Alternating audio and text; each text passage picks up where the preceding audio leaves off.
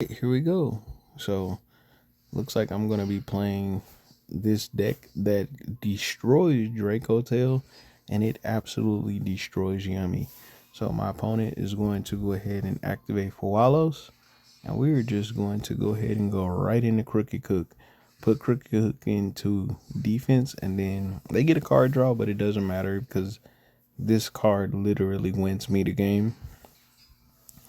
The thing about Yummy and the thing about Draco Tail is they don't have enough extra deck space, and they don't run any kaiju's or anything in the decks. So because of that, they don't have an actual out to Crooked Cook. So whenever you summon Crooked Cook, they basically just lose.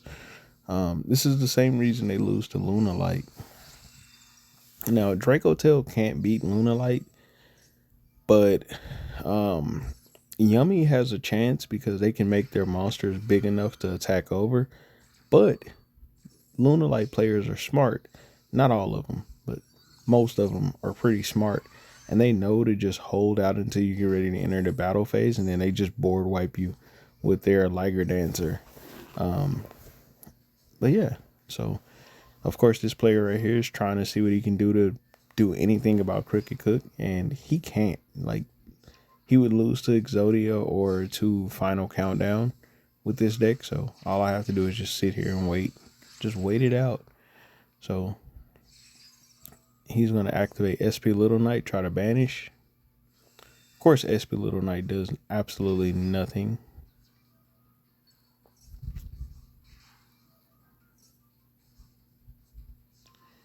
He's going to add to his hand the Yummy Surprise. He's going to link off for Sprite Elf.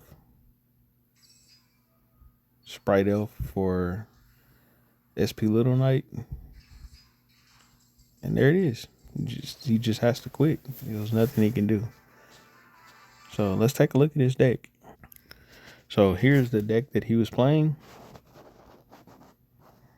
And if you pay attention to it, there's nothing in here that inflicts piercing damage. There's nothing that destroys or that contribute my monsters. There's also nothing that can burn me.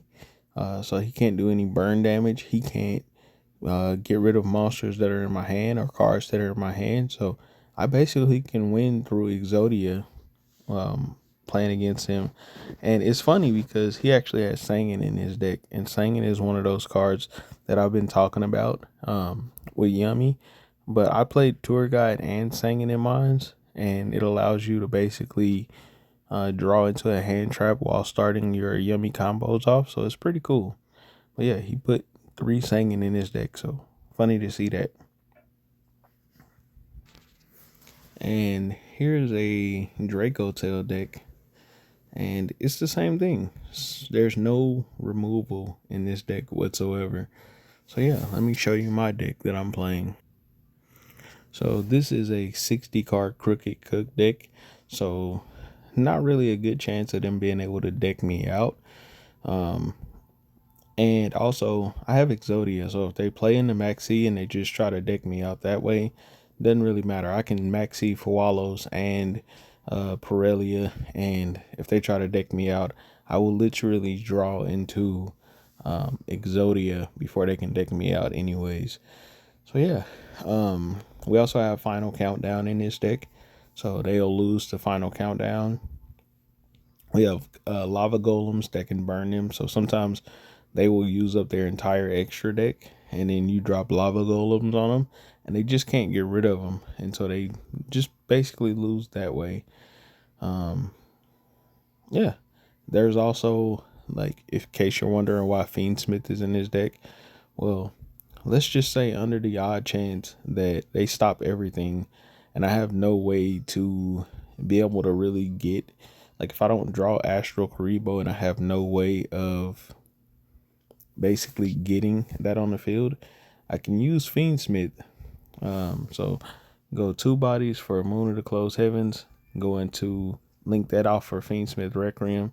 We can go Requiem to send or Requiem to summon Lacrima. Lacrima send Fiendsmith Engraver, of course, and then we can go Fiendsmith Engraver summon for sequence, link those off for sequence. And then once we do that, we can go sequence effect and then summon out,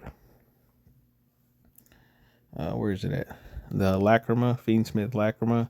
Once we get Fiendsmith Lacrima, then of course this will allow me to add back Fiendsmith Engraver to my hand. Once I add Fiendsmith Engraver to my hand, we activate that for the tracked. Once we activate tracked can actually get us to, where is it?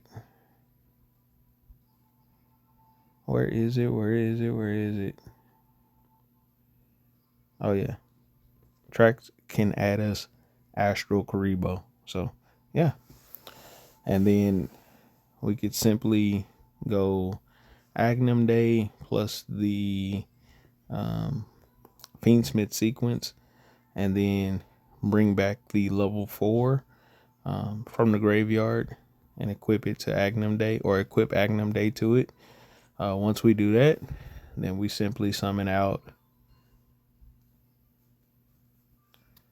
our Astral Karibo, use the level 4, and then go right into Crooked Cook.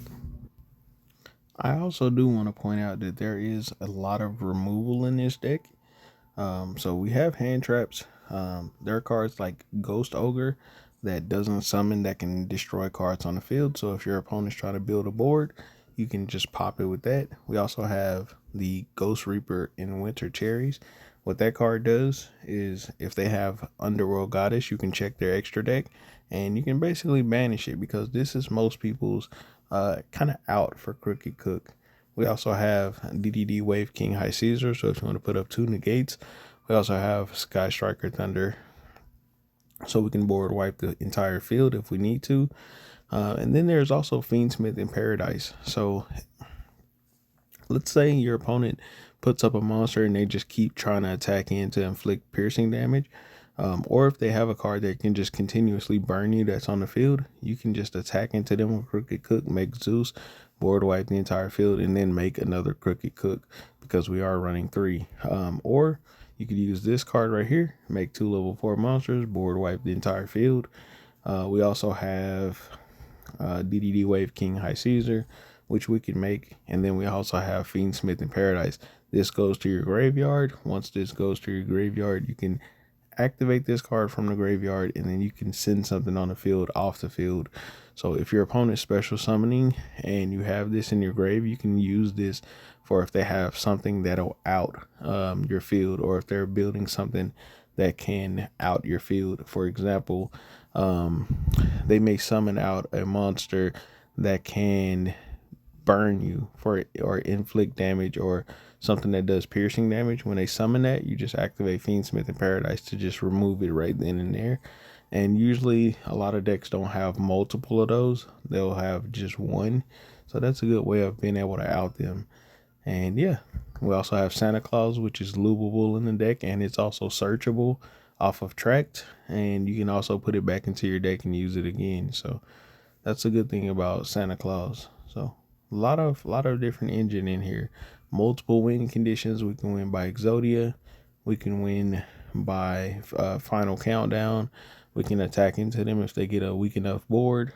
We can burn them with lava golems. So a lot of win conditions, and a lot that your opponent can't do about this deck. So if you want to try it out, try it out. It's actually pretty fun to play, and it's funny watching the best decks in the game lose to something as simple as a Crooked Cook. So yeah, catch y'all on the next one. Peace.